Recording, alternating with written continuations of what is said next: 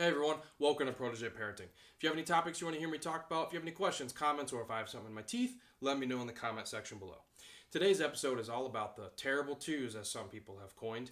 This is a topic that's really dear to me because it's become one of my favorite ages in my child's life. It can be really fun and really enjoyable to be around, and it's just frustrating to me to hear people use this phrase to describe their toddler. I think it's just sad that they're missing out on such a great time in their kid's life. Now, first thing we're going to do is we're going to change the name from Terrible Twos to Terrific Twos. The reason for this is we just need to get rid of the bad stigma around the 2 and 3-year-old time of life. This is no different than waking up for your day and thinking, oh, this is going to be a bad or a rough day. You've already decided that. You haven't given it a chance to develop. You've already put yourself in a negative mindset and you can't focus on the positives. And so, yeah, you're going to have a bad day.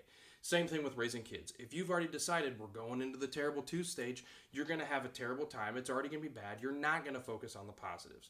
The next reason that we're going to change the name to Terrific Twos is that Terrible Twos is just downright degrading. I hear people all the time saying, yeah, we're in the terrible two stage and it's pretty awful. You know what's awful is the fact that you would call your child terrible, or that you would use that term to describe your 2 and 3-year-old.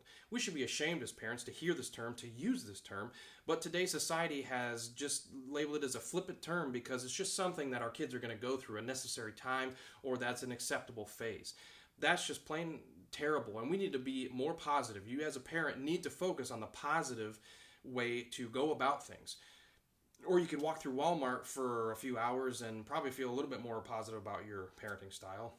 Either way works, I suppose. The next reason is that you are responsible for raising your child and the way they behave and develop.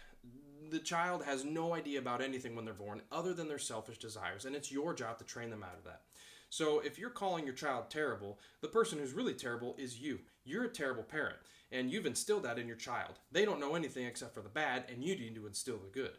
So if you're calling your child terrible, if they really are terrible, you need to look at yourself, and you need to get help as a parent and learn how to train that out of your child.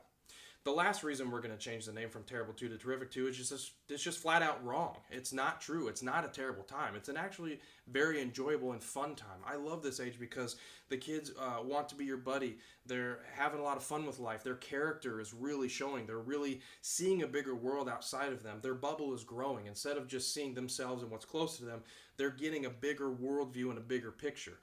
With that bigger bubble comes new boundaries and limits that they want to push and they want to try to test. This is where the hard part of the Terrific Twos comes in.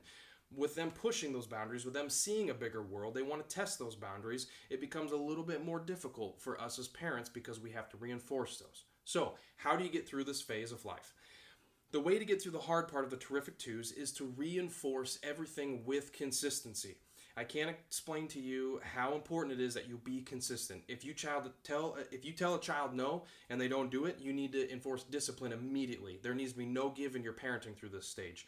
Inconsistencies, the 2 and 3-year-olds are going to take advantage of those, and you're not going to get anywhere with them. If you tell them no, if there is a boundary, if there is a limit, and they test that or push that, it needs to be immediate repercussion for that.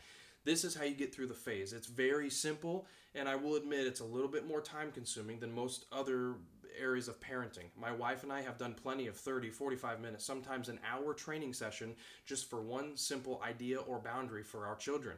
And that's just how it needs to be. It's going to be tough. It's going to be hard. But if you take the time right now, if you can sit down and take the time for each boundary that your child is pushing in the 2 and 3-year-old stage, it's going to set them up for a lifetime of easier parenting. They're going to learn how to be responsible. They're going to be self-controlled. They're going to understand those boundaries because you didn't give in through the 2 and 3-year-old stage. So I hope you can enjoy the Terrific Twos. Thanks for watching and subscribe for next week's video.